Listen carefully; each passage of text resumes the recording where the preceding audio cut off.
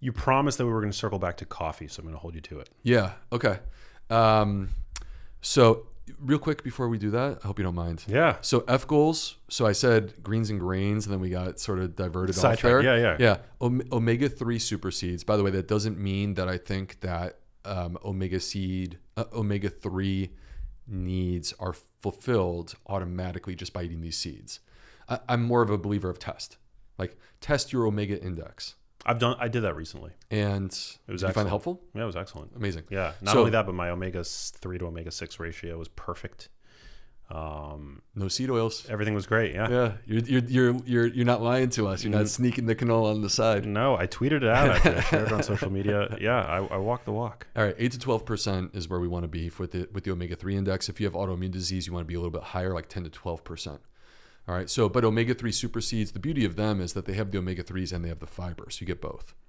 So that's chia, flax, hemp, and basil seeds. A, aromatics, which means onions and garlic. L, legumes. S is actually a few things. Sulforaphane or sprouts. I'm a big fan of sprouts. This is your omega-3 index? My omega-3 index, yeah. Okay. So the index was in the perfect desirable range. Yeah, 9%. Good.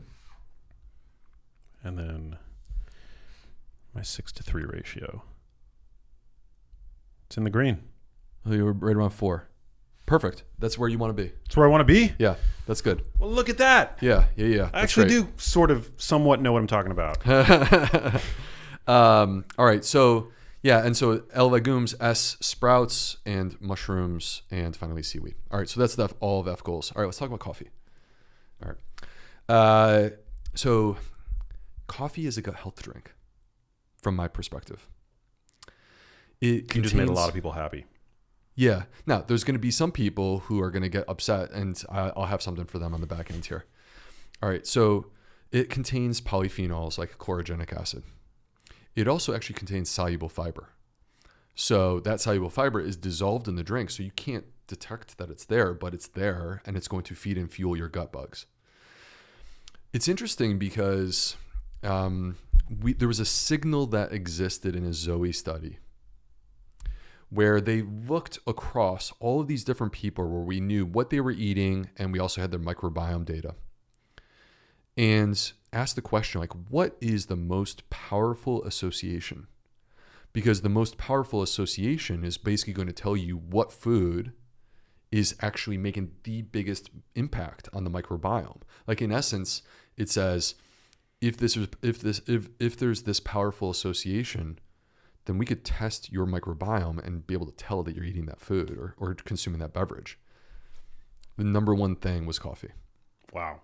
And it's an interesting thing. It actually made me step back for a moment.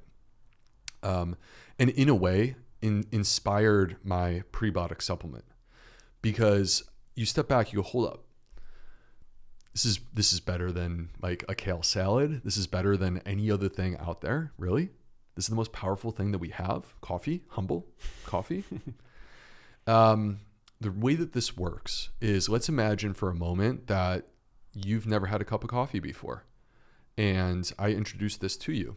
Okay, you consuming this cup of coffee today, by tomorrow, there will be certain microbes that will rise and fall as a result of this cup of coffee. In fact, the research now shows 150 different types of microbes are going to change in response to the fact that you had a cup of coffee. So you get that change, but it's a small change for today. But the issue is tomorrow, you do it again. And that reinforces the change. It actually gets a little bit more imprinted, and then a little bit more, and then a little bit more. And over the course of time, you are consistently reinforcing it, because the thing about coffee drinkers is they're consistent. If you're on board, you're 100% on board. All right, so now I should add that it didn't matter whether it was caffeinated or decaf. There are some people that they drink coffee and it gives them insomnia. My wife is like this. So that the good news is decaffeinated coffee is just as good. There are some people who get diarrhea. Again, decaffeinated coffee, just as good. The other option that you have is tea. Tea is going to provide similar benefits. If you get a tea, like a tea protocol or like a tea habit in place, where you're consistently consuming it, it's the consistency. That's the key. So basically what we're seeing is consistency is an opportunity for massive change within the gut microbiome. So this is where I sort of look at it like, yes, our diet, we should be trying to take advantage of this. Yes, coffee is great. It's an opportunity. But guess what else? If you had a supplement that actually feeds your gut bacteria what they're looking for on a consistent basis, that's how you can really invoke sufficient change or like significant change. Do the benefits count when you load it up with cream and sugar?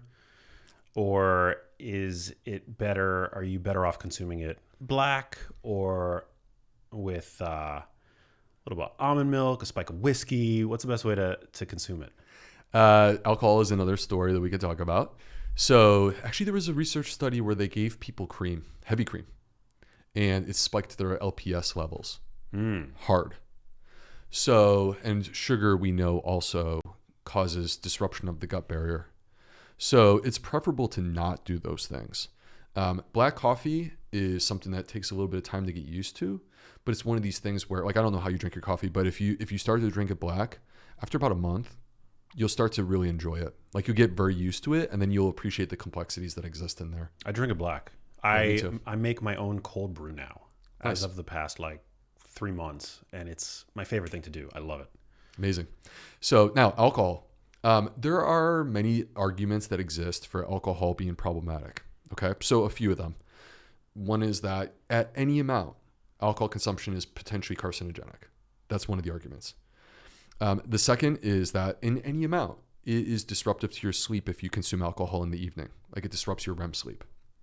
All right, but when it comes to the gut microbiome, my opinion changed recently because I came across a study, and actually I think you had it in your book. So, but it took me a while to come across it myself, where they gave people a significant amount of alcohol, and they then checked their blood alcohol level and their lipopolysaccharide level every 30 minutes for the next couple of hours. And what I saw in this study is that as the blood alcohol level went up, so did the lipopolysaccharide level. When the blood alcohol level peaked, so did the lipopolysaccharide level. When the blood alcohol level came down, so did the lipopolysaccharide level, but LPS did not normalize. It did not go to zero until the blood alcohol level went to zero. So this parallel graph, from my perspective, that's not by itself the same as answering the question, can we have one drink a night? It's not the same, but there's enough there that I'm like, you know what? I think I'd rather stay on the side of playing it safe. Yeah, I would agree with that. I drink, follow-up question. Do you think there's a world where the antioxidants, phytochemicals in a drink like red wine might help to offset the, that acutely induced intestinal permeability? Yes. So, so I don't know whether it prevents the disruption of the gut barrier, like on the spot. What I do know is that actually my position on this has changed a little bit in the last few years. So when I wrote Fiber Fueled, which came out in 2020, I said, why would you drink alcohol, red wine, to get resveratrol when you can drink grape juice, right? Or like literally peanuts have resveratrol. Why would you do that? And actually now my position is a little bit different. There's clearly a difference between fermentation and non-fermentation. Fermentation activates the polyphenols. They become more bioactive. They become more bioavailable to us. So it's not a one-to-one comparison. That being said, it's not the alcohol that we're trying to get. It's the polyphenol. So we do have the opportunity, if your goal is specifically the consumption of red wine for the purposes of better gut health, to consume de-alcoholized red wine. And there's actually data that show that the benefits that you get in terms of your gut microbiome are the same with de-alcoholized red wine compared to the ones that do contain alcohol. Now, that being said, of all the alcoholic beverages that exist, which would be the preferable one for your gut? This would be the preferable one. And the other thing that I'll say, like I was, mentioning before, progress over perfection. I'm not saying that I have zero alcohol in my life. If you and I were at a Mind Body Green retreat and we were in the jacuzzi, I would have a glass of alcohol. Hell yeah, I would love that. Definitely. Yeah, we can't let perfect be the enemy of the good. I feel like we live in this era now of perceived perfection on social media, you know, and I think it's like really problematic, because when people feel like they can't live up to whatever the projected ideal is, that they're like moral failures, you know, or they're not being as healthy, and I think that's really problematic. It's a very defeatist mindset. I totally agree. And I think this is one of the issues that exists, where you spend too much time on social media and it drains you of your self-esteem. They've actually shown this with kids. Like, kids today are spending an average of 7 hours per day on social media, when it only takes 1 hour to actually affect their self-esteem. Yeah, you can't. I mean, I for the first time in my life, I smoked a cigar the other day. I don't know how you feel about those, but it was a really fun experience. I was with a friend. We were actually celebrating my recent back surgery, and it was a really good time. It's not something I do, you know, with any regularity at all. It was the first time in my life I'd ever tried it. But yeah, I mean, you gotta like make room for life's pleasures. Yeah, but be smart about it, right? Of course. So like having a cigar, no big deal. But getting rid of alcohol and then replacing it with marijuana that you smoke on a daily basis, that's a different story. Hey, if you liked that video, you need to check out this one here, and I'll see you there.